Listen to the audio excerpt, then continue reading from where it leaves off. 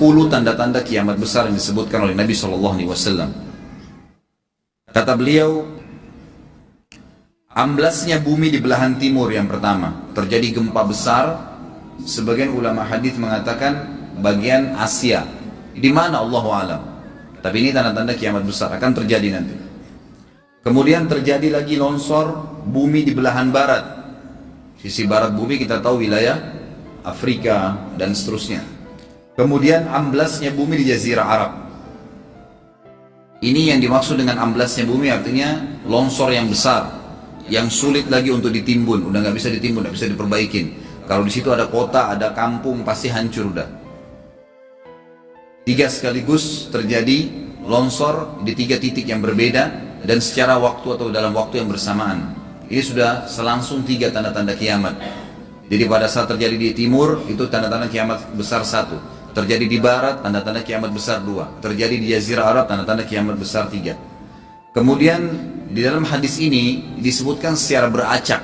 Nanti sebentar setelah saya terjemahkan hadis ini, saya akan sebutkan urutannya. Lalu kata Nabi SAW, kabut yang menutupi bumi ini. Kemudian ada Dajjal. Jadi kabut itu dihitung dalam hadis ini yang keempat. Dajjal yang kelima. Kemudian yang keenam binatang melata. Nanti akan saya jelaskan juga apa yang dimaksud dengan binatang melata. Yang ketujuh keluarnya Ya'juj Ma'juj. Ini juga akan kita jelaskan nanti. Kemudian yang kedelapan matahari terbit dari tempat terbenamnya. Yang kesembilan keluarnya api dari perut kota Aden yang menghalau manusia. Sulit, manusia tidak bisa melalui Jazirah Arab. Kemudian yang ke-10 turunnya Isa putra Maryam. Turunnya Isa putra Maryam. Tentu saya katakan tadi hadis ini disebutkan dan disepakati oleh para ulama sifatnya teracak. Karena cukup banyak dalil-dalil yang lain yang mengurut kejadian ini. Urutan yang pertama dari 10 ini adalah keluarnya Dajjal. Ini urutan pertama. Dajjal, jemaah sekalian, adalah diambil dari kata-kata Dajjala yang berarti kekacauan. Ciri-ciri Dajjal disebutkan dalam banyak hadis yang sahih adalah mata kanannya yang paling pertama rusak seperti anggur kering. Kata Nabi SAW dalam hadis sahih, ketahuilah Dajjal buta mata kanannya dan Tuhan kalian tidak buta, karena dia akan mengaku sebagai Tuhan. Kemudian dia orangnya memiliki kulit yang kehitam-hitaman serta memiliki dahi yang lebar. Setiap orang beriman bisa membaca di dahinya tertulis 3 huruf kafara. Semua orang yang ngerti tulisan Arab, tidak ngerti tulisan Arab akan bisa tahu dan baca itu kafara, kufur. Rambutnya keriting dan orangnya tinggi besar. Kata Nabi SAW, kalau kalian dengar Dajjal keluar di satu lokasi, maka menghindarlah. Walaupun kalian harus lari ke gunung, dia akan keluar membuat kerusakan selama 40 hari. Kata Nabi SAW, 40 hari itu sehari seperti setahun, sehari lagi yang kedua seperti sebulan, hari yang ketiga seperti sepekan, dan sisa harinya seperti hari kalian. Dia akan keliling muka bumi semuanya, dan kata Nabi SAW, seluruh bumi ini akan dimasuki oleh Dajjal. Tidak tertinggal satu lorong, gang, jangankan kota atau desa, kecuali Dajjal akan masuk ke dalamnya, kecuali Madinah dan Mekah. Tidak bisa dimasuki oleh Dajjal. Kata Nabi SAW dalam hadis sahih, karena di setiap pintu gerbang Mekah dan Madinah malaikat menghenuskan pedangnya dan menghalau Dajjal sehingga Dajjal tidak bisa masuk. Pada saat dia tiba di Palestina, waktu yang bersamaan di kota Madinah berkecamuk. Kaum muslimin sepakat semua keluar untuk mengejar Dajjal dan membunuhnya. Keluar dari kota Madinah satu orang yang namanya seperti namanya Nabi Muhammad SAW, Muhammad bin Abdullah, dan dia dari turunan Nabi SAW juga. Dan orang ini punya julukan Mahdi, dikenal dengan Imam Mahdi. Inilah tanda-tanda kiamat yang kedua. Pada saat dia tiba di Mekah, dibaiatlah oleh banyak kaum muslimin, tidak disebutkan jumlah pasukannya, maka terbentuklah pasukan jihad yang mengejar Dajjal menuju ke Palestina. Lalu keluar tanda-tanda kiamat 3, langsung berentetan semua. Tanda-tanda kiamat besar yang ketiga adalah pada saat pasukan Imam Mahdi dengan pasukan jihad itu tiba di Darul Baydha namanya. Hadis menyebutkan di menara itulah, di masjid itulah Imam Mahdi mampir sholat asar bersama pasukannya. Dikatakan Isa alaihissalam akan turun sambil memegang kedua sayapnya malaikat, dan dari rambutnya yang basah meneteskan air. Maka dia pun turun, lalu kemudian dia masuk, dan orang-orang pada saat itu mengenalnya kalau dia adalah Isa, dan mereka sudah tahu ini masanya keluarnya Dajjal, ini Mahdi sudah ada, mereka tahu akan turun Isa, sudah ada informasi seperti yang saya sampaikan ke Bapak Ibu sekarang. Itu muslimin di zaman itu sudah tahu semua. Sholatlah mereka, kemudian mereka menuju ke Palestina. Ringkas cerita adalah Nabi Isa alaihissalam akhirnya tiba dengan pasukan mujahidin di depan pintu gerbang Babulut. Dajjal mengatakan, bukakan pintu gerbang, mereka tidak akan mampu melawan kita karena pasukannya mereka banyak memang. Maka Dajjal dengan sombongnya menunggu di depan pintu gerbang. Pada saat dibuka, Dajjal kaget melihat ada Isa alaihissalam. Dan pada saat itu kata Nabi SAW, Dajjal faham kalau sudah tiba ajalnya. Begitu melihat Isa alaihissalam, dia lari dan badannya sambil meleleh di depan para pengikutnya.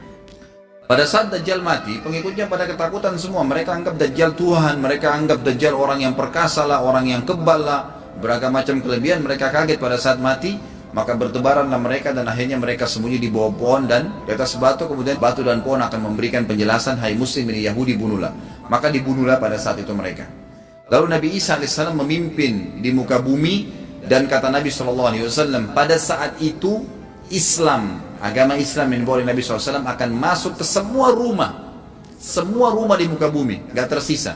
Satu dunia ini semuanya Islam. Hadis sahih. Maka Nabi Isa alaihissalam memimpin pada saat itu, disebutkan dalam hadis 40 tahun dengan ketenangan menerapkan hukum Islam. Semuanya beriman kepada Allah subhanahu wa ta'ala dan menjadi muslim. Setelah itu keluar tanda-tanda hari kiamat besar yang keempat, yaitu keluarnya Ya'juj dan Ma'juj. Nabi SAW sebutkan ciri-ciri mereka. Mata mereka sobekannya kecil sehingga mata mereka kelihatan seperti sipit, tapi bola matanya besar.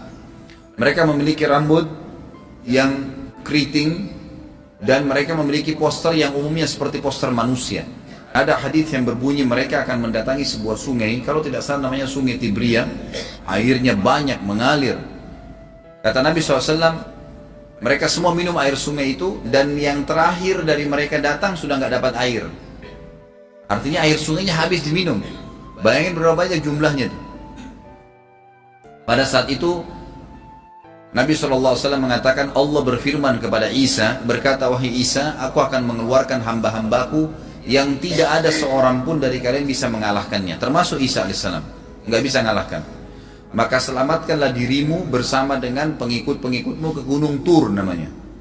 Jadi memang Ya'juj ini ciri khasnya, kata Nabi SAW, mereka memakan apa saja. Jadi bukan seperti manusia normalnya. Mereka membunuh semua yang bukan seperti mereka. Sampai-sampai kata Nabi SAW, tidak ada yang bisa mengalahkan mereka dan jumlah mereka sangat banyak. Salah seorang di antara mereka tahu dia akan mati kalau sudah punya 1000 anak. Kata Nabi SAW dalam hadis Bukhari, kecelakaanlah bagi orang-orang yang ada di Jazirah Arab. Kemungkinan besar makna ini adalah tempat mereka dekat dengan Jazirah Arab. Kata Nabi SAW, kecelakaan bagi orang-orang yang Jazirah Arab karena telah terbuka dari lubangnya Ya'juj Ma'juj sebesar ini. Udah kasih isyarat dengan jari ibu jari sama jari tengahnya. Artinya mereka sudah bisa melihat keluar. Pada saat mereka keluar, maka mereka akan mulai membuat kerusakan. Kata Nabi SAW di dalam hadis sahih riwayat Imam Bukhari, bahwasanya Ya'juj Ma'juj akan membunuh siapapun yang mereka temui. Bahkan pada saat mereka sudah merasa menguasai bumi, mereka melepaskan anak-anak panah mereka ke langit. Lalu Allah menurunkan anak-anak panah mereka sebagai fitnah dipenuhi dengan darah. Maka mereka berkata, kami telah membunuh semua yang ada di bumi dan semua yang ada di langit. Kata Nabi SAW, Allah lalu mengizinkan Isa untuk berdoa kepada Allah agar memusnahkan mereka. Maka Isa alaihissalam pun akhirnya berdoa, meminta kepada Allah subhanahu wa ta'ala agar mereka semua dimusnahkan. Maka pada saat itu pun Allah subhanahu wa ta'ala menurunkan kepada mereka hama. Sebagian hadis menyebutkan serangga kecil seperti cacing, banyak sekali yang menimpa tubuh-tubuh mereka. Setiap orang satu. Dan itu membuat mereka mati. Kemudian setelah itu Isa alaihissalam memimpin lagi di muka bumi sampai beliau meninggal. Setelah Isa alaihissalam meninggal, kembali lagi sebagian besar manusia berbuat kekufuran. Maka Allah subhanahu wa ta'ala keluarkan tanda-tanda kiamat besar yang kelima. Yang kelima ini adalah keluarnya hewan atau binatang melata. Binatang melata ini disebutkan dalam hadis yang sahih riwayat Bukhari, bahwasanya Allah SWT akan keluarkan, tapi tidak disebutkan dari bumi mana dia keluar. Dia akan keluar hewan melata yang bisa berbicara seperti manusia dan badannya dipenuhi dengan bulu. Allahu a'lam bagaimana. Kemudian dia datangi orang-orang yang kufur tersebut dan menasihati dan mengingatkan mereka.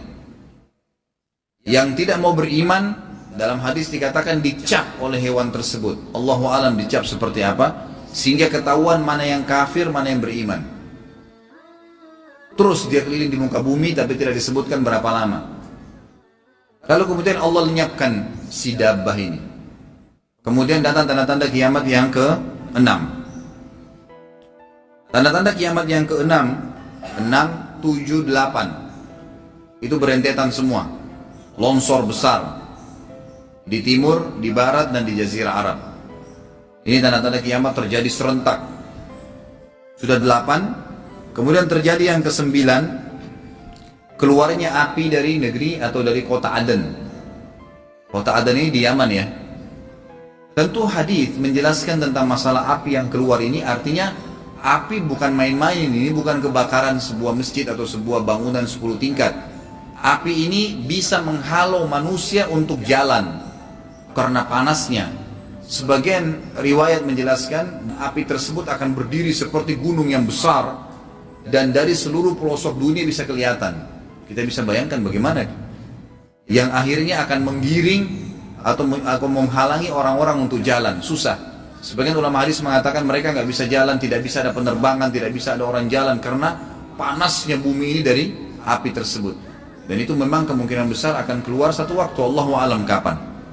Dan yang terakhir, tanda-tanda kiamat sebelum ditiup sangkakala adalah terbitnya matahari dari tempat terbenamnya. Dan ini sudah terakhir sekali. Makanya kata Nabi SAW, taubat akan diterima sebelum matahari terbit dari tempat terbenamnya. Artinya selama yang lain itu masih ada, masih bisa taubat. Kalau sudah itu, sudah sulit. Ini tanda-tanda kiamat. Sebagian ulama memasukkan tanda-tanda hari kiamat kecil, ada yang masukkan tanda-tanda kiamat besar. Ada dua hal. Yang pertama itu adalah keluarnya Dzu Suwakatain. Ada orang dari negeri Habasyah dikenal dengan Dzu Suwaka. Dzu Suwaka ini sak artinya betis.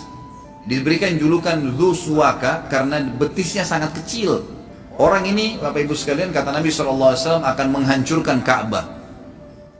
Dan kata para ulama pada saat itu memang manusia sudah sunyi, nggak ada lagi yang datangin Ka'bah. Orang-orang sudah lalai gitu kan. Keluarlah orang ini. Makanya sebagian ulama memasukkan dia tanda-tanda kiamat sebelum terbitnya matahari dari tempat terbenam. Ditambahkan ini yang ke-11 gitu. Atau ini yang ke-10, terbitnya nanti kiamat yang ke-11. Kata Nabi SAW, dia akan mencabut batu-batu Ka'bah satu persatu sampai rata dengan tanah. Dan saya sedang dilihatkan oleh Allah sekarang bagaimana pada saat dia mencabut batu itu. Hadis sahih riwayat Bukhari Muslim.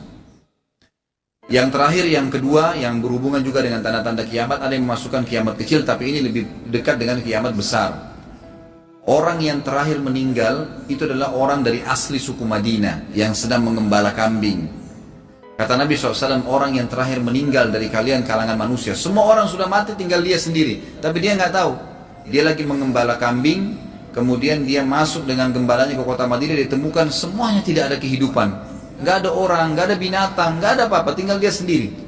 Pada saat dia meletakkan telapak kakinya di kota Madinah, maka pada saat itu dia meninggal. Dan inilah manusia terakhir meninggal sebelum ditiup sangkakala terakhir. Allahu a'lam.